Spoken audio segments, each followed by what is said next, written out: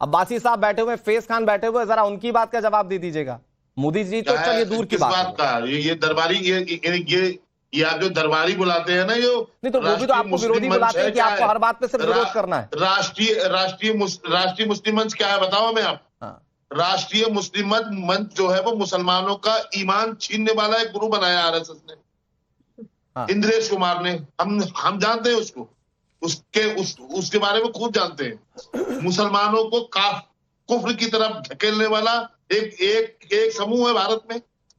तो मतलब आप कहना चाहते हैं कि इस्लाम नहीं जानते, ये दीन नहीं जानते?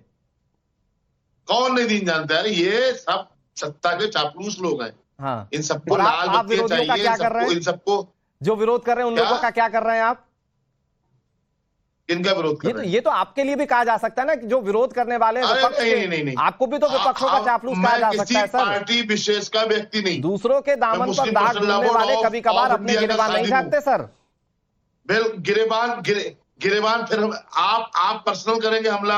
नहीं, मैं पर्सनल नहीं कह रहा हूं सर, मैं तो कह रहा हूं कि जो दूसरों के कपड़ों पर दाग ढूंढता है कई बार वो अपने गिरेबान को देखना भूल जाता है। ये बात है, उनसे आप कहलवाइए, आप मत बोलिए, आप पर्सनल लीजिए। नहीं, मेरा बहुत सिंपल सवाल है अजहरी साहब, लेट नॉट बी पर्सनल। मैं आ रहा हूं सर, आप दोनों के पास आ रहा हूं। अजहरी साहब इसको बहुत सिंपल रखते हैं, इसको बहुत सिंपल रखते हैं अजहरी साहब।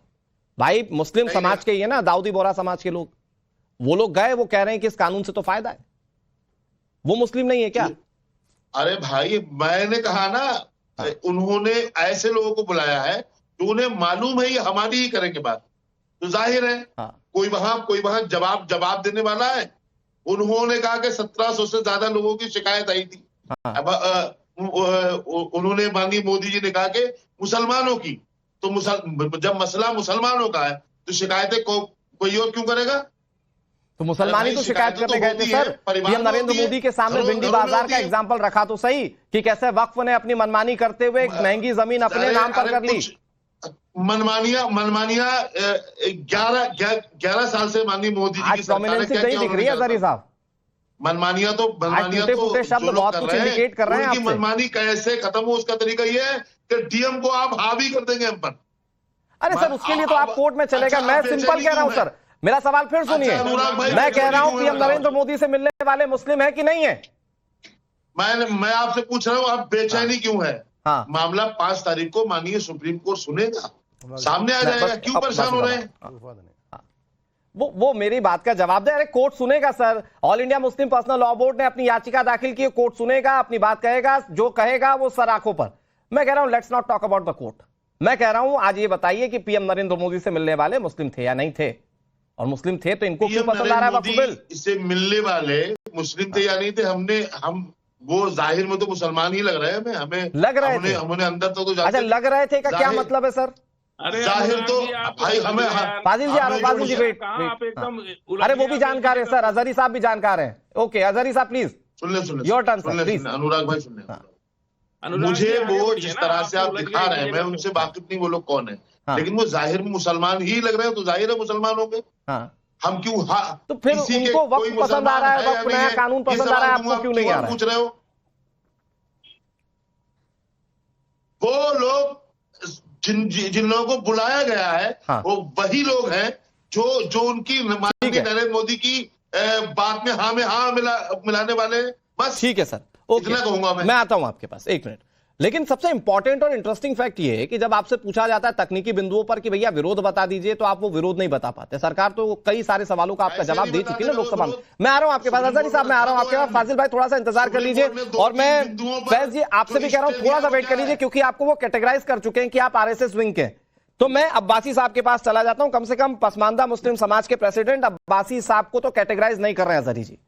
तो अब्बासी साहब बताइए, मुस्लिम ही मिलने गए थे ना सर ये लोग, तो इन लोगों को तो वक्फ कानून पसंद है। मुझे यकीन है कि मुस्लिम है वो, और हम किसी को सर्टिफिकेट नहीं दे सकते।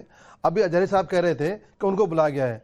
जब विधेयक आया था और जेसीपी गठन हुई थी तो सबका बुलाया गया था। हिंदुस्तान के ये आह्वान किया था अध्यक्ष माननीय जगत पाल जी ने कि आप जो संस्था है देश की, मुस्लिम समाज की जो संस्था है, जो बुद्धिजीवी हैं, जो देश में अपना अमन चैन चाहते हैं और जो इस कानून में कोई खामियां हैं या अच्छाइयां बताने के लिए आए, तो 2-3 महीने लगातार चर्चा हुई।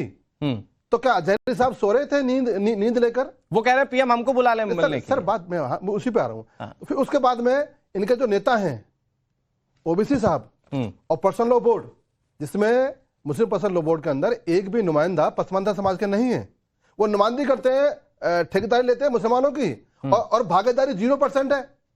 तो ये वो कथाकथित लोग हैं जो देश को गुमराह करना चाहते हैं। बड़ी महत्वपूर्ण बात है, शिया समुदाय आज अपग्रेड है। कई पत्थर मारते देखा होगा आपने। अहमदिया मुसलमान जो बोरा समाज के लोग हैं, अहमदिया मुसलमान या बोरा समाज के लोग हैं, कभी आपने देखा होगा सड़क पर बैठते हुए, कभी धरना करते हुए?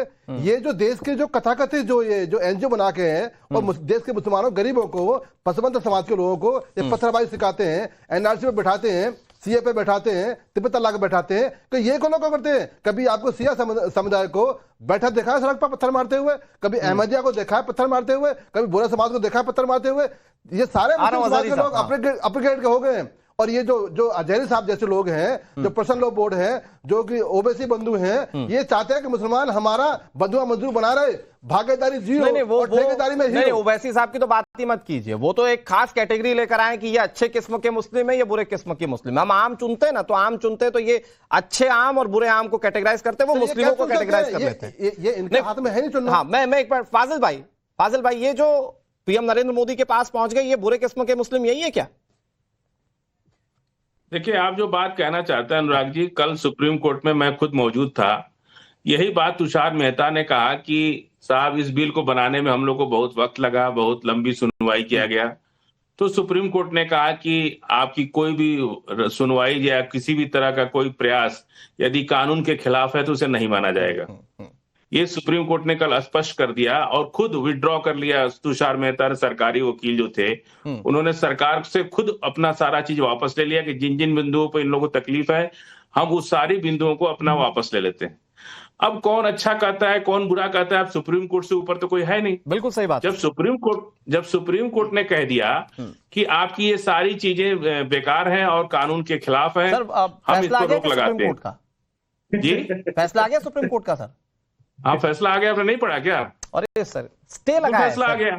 आप अगर कोर्ट रूम में मौजूद थे तो मुझे लगता है कि कानून की थोड़ी जानकारी लेकर बैठे होंगे। से कल से जो ये स्टे लगाया है सर, 7 दिन का जवाब 7 दिन का वक्त मांगा है सरकार से, और सरकार 7 दिन बाद जवाब दाखिल करेगी। मैं खुद कोर्ट में था। अगले आदेश तक ये 5 दिन का जो आप लोग प्रोपेगेंडा फैला रहे हैं ना, नहीं, ये जो आप सिलेक्टिविज्म का चश्मा पहनकर बैठते हैं ना फाजिल भाई, ये दरअसल आपका वो बोल रहा है सिलेक्टिविज्म।